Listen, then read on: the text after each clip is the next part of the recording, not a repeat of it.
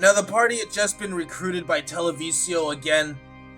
Lillian had managed to grab the cage that King was in before he himself went through the portal. So you had an alchemist that was knocked out in a cage, a tiefling witch, you had a goblin, you had a Samsaran time thief, geokineticist, X-Man, awesome thing. You had a cleric. Yeah, Jerry was just forced through by Televisio after for ruining the wedding and losing his ring.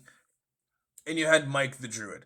Now they had all encountered this strange door-like device, and they were trying to analyze the panel, and it was like, what's it say on the panel next to the door? Because they had identified that was a controlling mechanism, and I pointed out that there were 11 keys on it, and the strange symbols that you don't really recognize, and they started going pushing it, and pointing out it went boop boop boop boop boop, like in increasing decibels and stuff, like boop boop boop boop boop boop, and there's a lot of boop boop. This is what's great. If you ever need to buy time as DM, just throw a door in as an obstacle, and soon, as they asked more questions, it became more and more clear that it was a fucking telecode pad, from your telephone. 1 2 3 4 5 6 7 8 9 and 0 and pound key. And so, and this was 5 minutes or so, and Odin Jerry, the cleric, was beginning to figure out that there was an unlock and a lock mechanism. This granted the party the ability to lock and close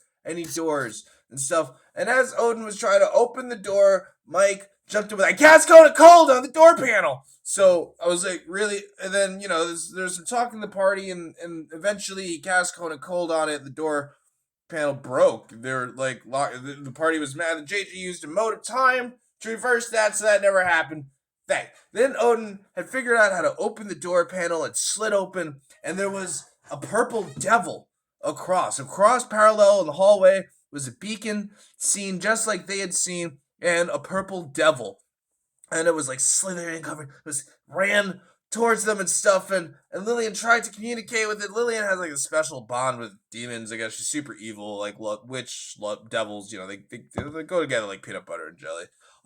But the devil instead turned to the right and saw deeper down that hall, which is a longer hall, it's many doorway corridor, and they saw a giant fucking robot looking thing. They didn't know to them to call it a robot, but it was it was Ed 209 looking ish thing. It wasn't Ed 209, but it looked like Ed 209, and the purple haired devil was immediately shattered with bullets. Just shot it with and I didn't describe it is shot with bullets, but I point out how your characters don't recognize what these weapons are, but with some sort of machinery weapon like thing, explosions rock out. The purple devil eventually just is keeled over. Just so you know, I was using the statistics on a purple devil, lost 82 hit points in a round and stuff like that. That made the party go, "Holy shit!"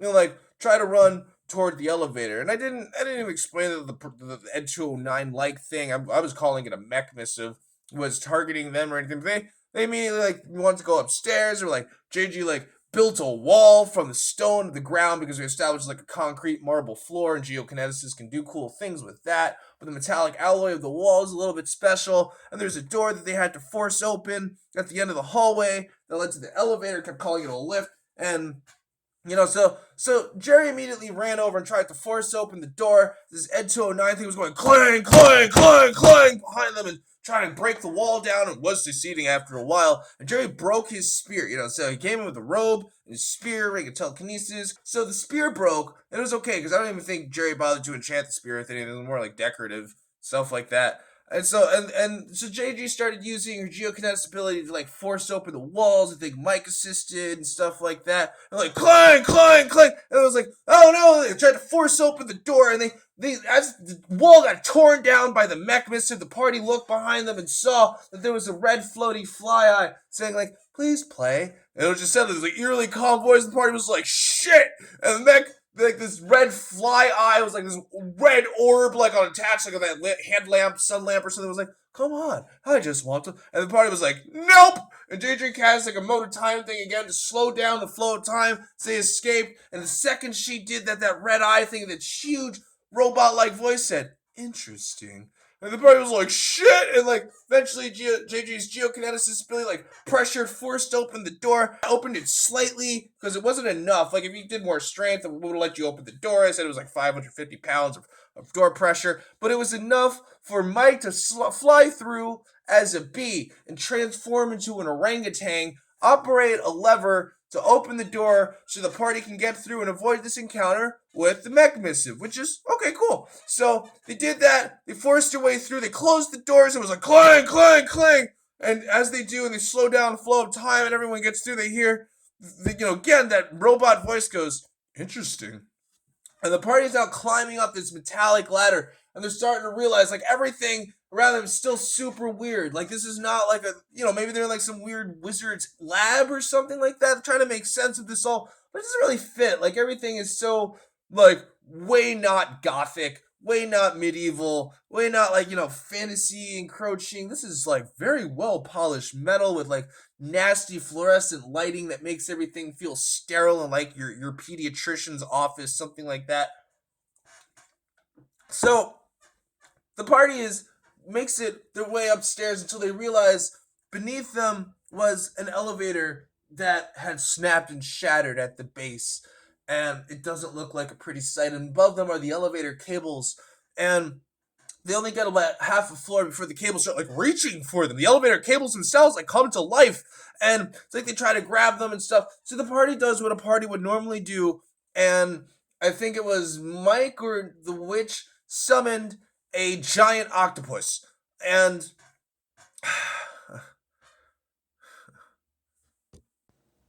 And yeah, I mean it. They summoned a giant octopus, and I pointed out that the giant octopus is a land-based creature. You're dealing with elevator cables going up. So how do And then they're like, "Oh, I summoned a water elemental to put the giant octopus inside. Then the water elemental could fly up with an octopus, and the octopus will whip up the cables." Like, oh, okay, cool. Just a couple level 6 spells. Yeah, no problem. Sure. Now you can tell this will set a lot of the tone for the game later.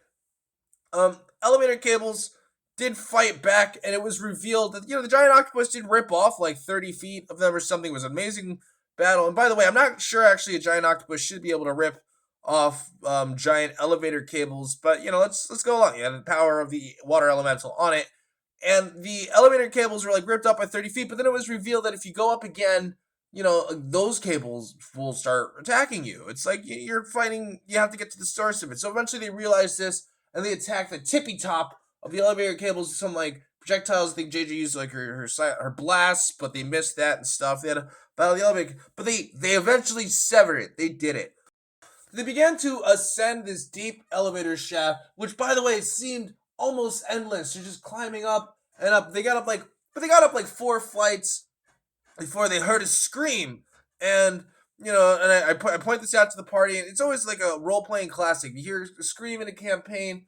It's not just random. Sometimes it's set in the mood, but sometimes not. So I go, the party hears a scream as you go past the first floor, and you hear pew, pew. And they're like, they ask what every party would ask. They go, well, is it a sexy scream? And I roll 1d4, and no, it is a man scream. It is, and they go, oh, okay, well then. And they just keep climbing. So so they keep going up, and they go, and Odin decides to get out at like the 5th floor and check things out. Just like leaves the party straight up, and the party gets out at like a different floor, is at the cafeteria level, which is the lower level, and they decided they're just gonna go out for weapons and have a good weapon run. Which in this campaign, they figured that this was a place that was having like some sort of cyborg problem or construct issue, and okay, so they decided to go out and run and get a new weapon horde, because they figured, if they have like constructs, they probably have a weapon hall somewhere, and they just decided that the weapons are outside somewhere, and let's go. That's when Odin had split and decided to do his own thing. You can tell by now that the setting here was starting to seem a little bit unlike things of Faerun. You're starting to fight mechanized enemies, and I just, my own little critique of the party here is, as a DM, because I get to squeeze it in. That's the fun for me, is there could have been a lot more exploration. That fly eye thing was clearly willing to talk. You probably could have encountered the mech missive. Like, you shouldn't have to assume that you must run from it right away. You're a very powerful party. But you know that's how they wanted to treat that portion. That's totally fine. It's good to take like an evasive, hold on, come back later. But to have the assumption that we're gonna get weapons, I actually did design the plot where they could go to explore and see if a weapon hall was there.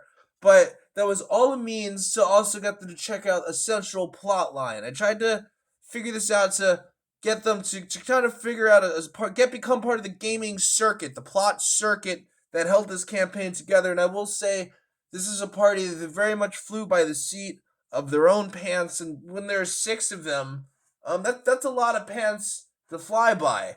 Think about that phrase, by the way. All right, so we'll catch up more and reveal what's up next time.